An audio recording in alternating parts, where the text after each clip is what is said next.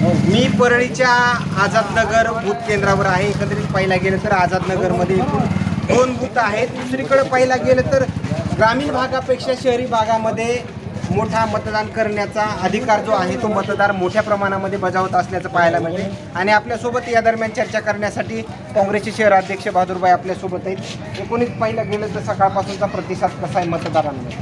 मतदारांमध्ये उत्साह खूप प्रमाणात जास्त आहे।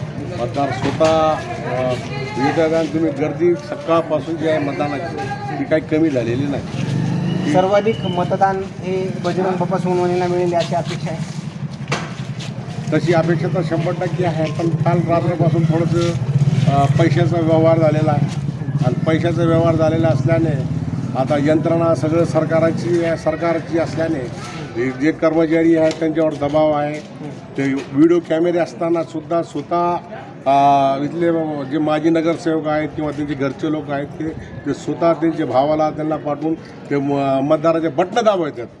व्हिडिओ कॅमेऱ्यामध्ये त्यांनी निवडणूक आयोगाने लावलेले आहेत, त्या लावलेले असताना सुद्धा ते बटणं दाबतात। अशी तक्रारही मी आज इलेक्शन कमिशनरलाही केलेली आहे आणि तिकडेही त्याला मी इलेक्शन कमिशनरलाही तक्रार पाठवली आहे। त्यांनी ॲडिशनल SP पाठवतो हे पाठवतो, पण काही नाही, यंत्रणा ठप आहे।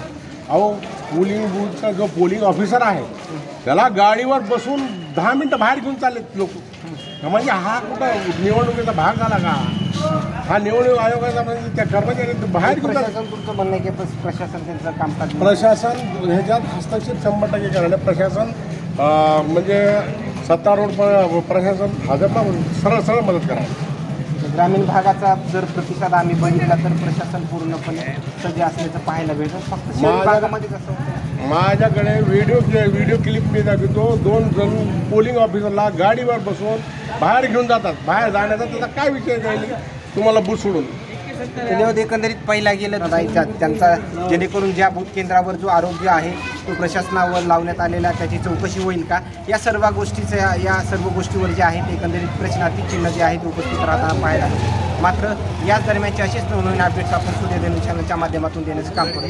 कॅमेरामॅन उमाकांत फडसोबत सचिन मुंडे, सूर्यधन मीडिया, बीड परळी।